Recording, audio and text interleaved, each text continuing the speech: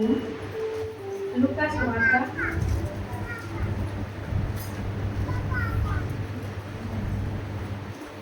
23వ అధ్యాయం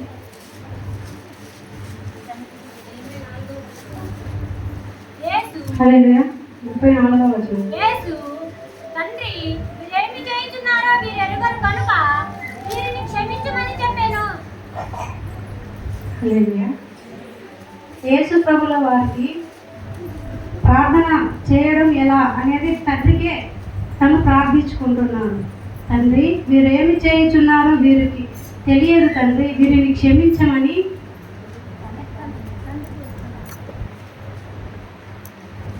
వీరిని క్షమించండి తండ్రి అని తండ్రికి ప్రార్థన చేసుకుంటున్నాను. దీన్ని బట్టి మనము కూడా మనకి ఏదైనా సమస్య వచ్చినప్పుడు మనము తండ్రి దేవా మాకు ఈ సమస్య వచ్చిందని ఫస్ట్ మనం తండ్రికే ప్రార్థించాలని చెప్తున్నాడు.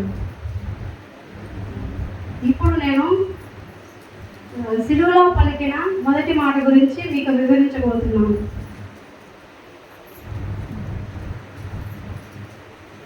యేసు తండ్రి వీరేమి చేయుచున్నారో వీరు ఎరుగరు కనుక వీరిని క్షమించమని చెప్పాను.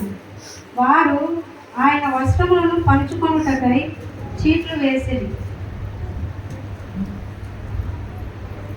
మన తండ్రి అయిన ప్రభువారు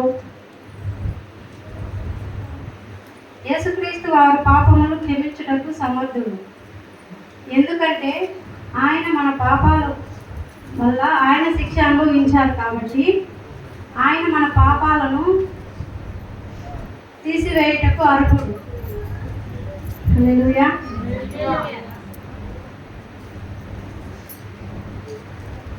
మనం చేసిన పాపాలు మన తల్లి క్షమించకపోవచ్చు, మన తండ్రి క్షమించకపోవచ్చు, మన బంధువులు కానీ ఎవరైనా సరే ఇరుగు పొరుగు వారైనా సరే క్షమించకపోవచ్చు.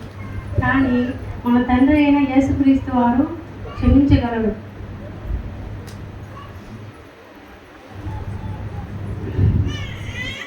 యేసు ప్రభుల వారు తండ్రి వీరేమి చేయుచున్నారో వీరు ఎరుగరు కనుక వీరిని క్షమించమని చెప్పారు. అటువంటి వారిని కూడా యేసు ప్రభుల వారు క్షమించమని అడుగుతున్నారు. ఎటువంటి వారిని? ఆయనకి ముళ్ళ కిరీటం ధరించిన వారిని, ఆయన పిడుగుద్దులు గుద్దిన వారిని, ఆయన శరీరాన్ని నాగలి సాగవలే పొలాన్ని దున్నినట్టు దున్నిన వారిని కూడా క్షమించమని అడుగుతున్నాడు. అంటే వీరందరికి తెలియదా యేసు ప్రభుల వారు దేవుడని? తెలిసి చెప్తున్నాడా తెలియక చెప్తున్నాడా చెప్పండి? దేవుడు తెలిసే చేస్తున్నాడంటే మీకు ఒక చిన్న వివరం చెప్పాలనుకుంటున్నాను. వారికి తెలిసే చేస్తున్నారని మీరు అంటున్నారు కదా, అయితే యేసు ప్రభుల వారు అబద్ధం చెప్పారా? మరి ఎలా చెప్తున్నారో తెలిసే చేస్తున్నారని? వారికి వాక్యంలోనే ఉంది.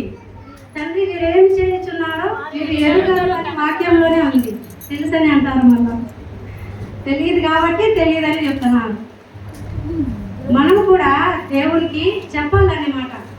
తండ్రి వీరేమి చేయుచున్నారో వీరు ఎరుగరు కదా, నేను కూడా ఎదుటి వారి పాపములు క్షమించుటకు నాకు మంచి హృదయాన్ని ఇవ్వండి అని మనం దేవుని ప్రార్థించాలి.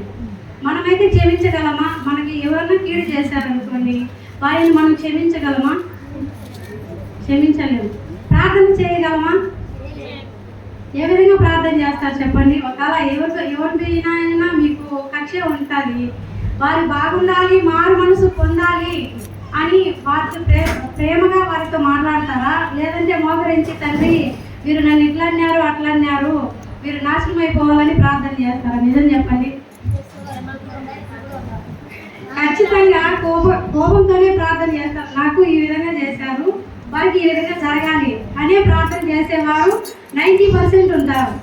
10% మాత్రమే మంచి మనసుతో తండ్రి వీరిని క్షమించండి, వీరు తెలియదు, వీరికి నా గురించి పూర్తిగా తెలియదు కాబట్టి వీరు నన్ను ఈ విధంగా అనుకుంటున్నారు. అది ఎవరైనా సరే, మన ఇంట్లో వాళ్ళైనా బయట వాళ్ళైనా ఎవరైనా సరే. ఇప్పుడు ఒక చిన్న ఉదాహరణ, ఒక ఇద్దరు వ్యక్తులు, ఒక అమ్మాయి అబ్బాయి దూరంగా వెళ్తున్నప్పుడు మనం ఏమనుకుంటాం చెప్పండి? మంచి ఉద్దేశంతో అనుకుంటామా చెడు ఉద్దేశంతో అనుకుంటాము?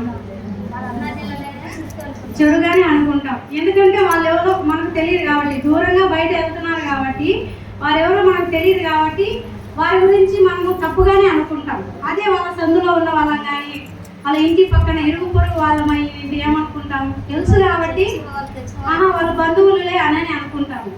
కానీ వాళ్ళ ఇంట్లో వాళ్ళైతే మనకు తెలిసిపోతుంది అన్నా చెల్లెళ్ళు అనేసి. అదే విధంగానే మనము యేసు ప్రభుల వారిని దూరం నుంచి చూసిన వాళ్ళు ఏమన్నారు? ఆయనని కొట్టండి, చంపండి, సిలువ వేయండి అని అన్నారు. కానీ దగ్గరుండే వాళ్ళు చూసి ఆయన దేవుడని ఎరిగిన వారు వాళ్ళు ఏమని చేస్తారు? ప్రార్థన చెప్పండి.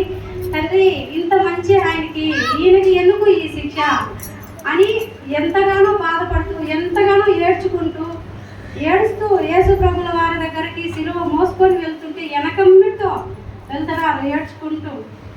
అప్పుడు యేసు ప్రభుల వారు ఏమన్నారు? నా కోసం కాదు, మీకోసం, మీ పిల్లల కోసం ఏడవండి అని చెప్పారు. అదే విధంగానే యేసు ప్రభువును ఎరుగున వారు ఎంతోమంది ఎన్నో మాటలు అంటున్నారు. ఏ విధంగా అంటే ఈయన లోకాన్ని రక్షించడానికి వచ్చారంట, 3 మేకులు వీపుకోలేనాడు, ప్రపంచాన్ని ఏమి మంచి చేద్దామని వస్తున్నాడని ఎన్నో లేనిపోని మాటలన్నీ ప్రభు వారిని అన్నారు. కాబట్టి ప్రతి ఒక్కరూ మీకు తెలిసిన వారిలో ఎవరైనా సరే పక్క వారికి దేవుడి గురించి చెప్పాలి. ఆయన ఏ విధంగా ప్రాణాలు విడిచాడు, ఎందుకు విడిచాడు, ఎవరి కోసం విడిచారు అనేది మీరు వాళ్ళకి కానీ చెప్పినట్లయితే కనీసం మనం 100 మందికి చెప్తే ఒక్కరైనా మారు మనసు పొందే అవకాశం ఉంటుంది. కాబట్టి మీరు ఆ ఒక్క పని చేయండి చాలు. ఒక 2-3 ఆత్మలను రక్షించిన వాళ్ళు ఇంకా 2-3 ఆత్మలను రక్షిస్తారు. చెడగొట్టని మాత్రం కొట్టకూడదండి. ఖచ్చితంగా ఆత్మలను అనేది రక్షించబడేటట్టు చేయాలనే కానీ చెడగొట్టకూడదు. అది ఒక్కటి గుర్తు పెట్టుకోండి. మీకు ఇంకొక చిన్న మాట చెప్పాలనుకుంటున్నా. మత్తయి సువార్త 5వ అధ్యాయం 44వ వచనం.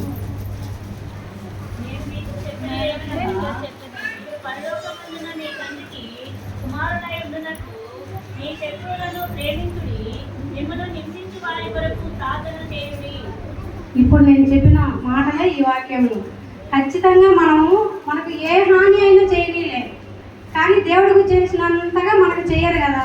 దేవుడికి ముళ్ళ కిరీటం పెట్టారు, మనకు ఆ విధంగా పెట్టే వాళ్ళు ఉన్నారా? లేదు. బలంతో పొడిచినారు, ఆ విధంగా మనల్ని పొడిచే వాళ్ళు ఉన్నారా? లేదు కదా. ఆయనని అంతగా బాధ పెట్టిన వారినే దేవుడు క్షమించగలిగినప్పుడు చిన్న చిన్న మాటలు అని చిన్న చిన్న గాయాలు చేసిన వారిని మనం ఎందుకు క్షమించకూడదు చెప్పండి? ఒకసారి ఆలోచించారా? అంతగా మనల్ని దేవుణ్ణి బాధ పెట్టారు.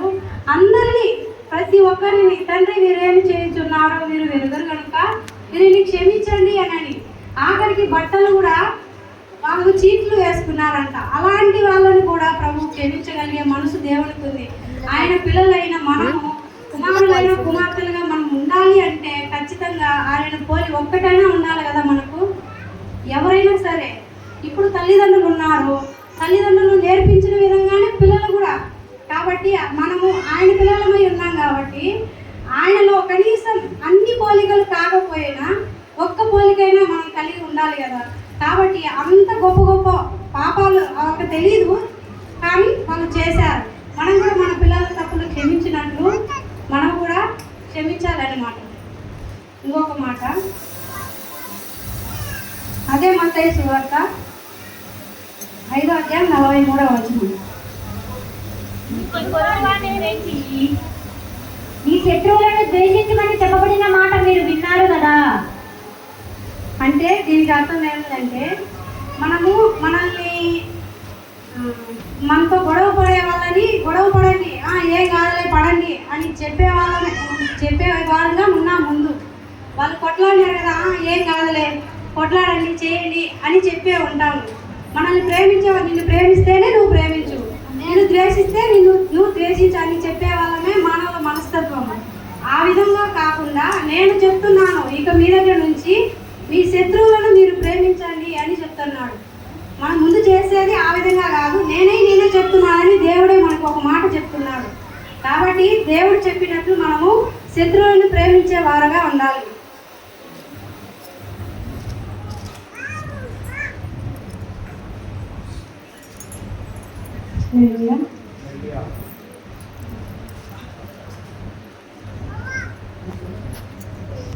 ఇంకొక వాక్యము ఫిలిప్పీలకు రాసిన పత్రిక 2వ అధ్యాయము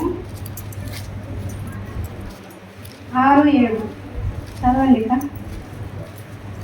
క్రీస్తు యేసునకు కలిగిన ఈ మనసు మీరును ఆయన దేవుని స్వరూపము కలిగిన వాడై ఉండి దేవునితో సమానముగా ఉండుట విడిచిపెట్టకూడని భాగ్యమని ఎంచుకొనలేదు కానీ మనుష్యుల పోలికగా పుట్టి దాసుని స్వరూపమును ధరించుకొని తన్ను తానే రిక్తునిగా చేసుకొనెను. ఈ ఒక్క మాట చెప్పడం కోసమే చదివించినాక, అంటే ఎలా అంటే అంటున్నారు కదా, ఈ విధంగా ప్రభు అయిన వారు ఏం మేలు చేయడానికి వచ్చాడు, మనకు ఏ విధంగా ఉండడానికి వచ్చాడు, అందరూ దేవుళ్ళు ఉన్నారు కదా, ఈయనే స్పెషల్ ఏమిటి అని అన్నారు కదా. ఆయనకు అన్నీ తెలుసు. మన కోసమే తనే బలిగా అర్పించుకోవడం కోసం మనకి మానవ రూపంలో వచ్చాడనమాట. అందరూ అనేది వేరు. ఆయన ఇట్లా చేశాడు కదా, వాళ్ళని ప్రేమించమన్నారు, వాళ్ళకి వ్యాధులు నయం చేశాడు, ఆ విధంగా మనం కూడా చేయొచ్చు కదా అని అనుకునే వారిలో ఎవరు లేరు. మన యేసు ప్రభుల వారు ఒక్కరు తప్ప అన్నీ తెలిసే ఆయనకి, నేను ఈ విధంగా సిలువలో మరణం పొందబోతున్నాను, తిరిగి 3వ రోజు లేయబోతున్నాను అన్నీ తెలిసి కూడా ఆయన తన శరీరాన్ని అప్పగించడానికి ముందుకు వచ్చాడు. కాబట్టి మన యేసు ప్రభుల వారిని మనం ఎందుకు వెంబడించకూడదు అనే ఒక్క విషయం మీద మీరు 10 మందికి చెప్పి కనీసం ఒక 2 మారుస్తారని నేను ఈ సాహసం చేస్తున్నాను. నా మాటలు అర్థం కాకుంటే అర్థం చేసుకోండి దయచేసి. నేను ఫస్ట్ టైం నిలబడుతున్నాను, నాకైతే కరెక్ట్గా చెప్పానని అయితే నేను అనుకోవడం లేదు. కనీసం అర్థం చేసుకోండి సార్. హల్లెలూయా.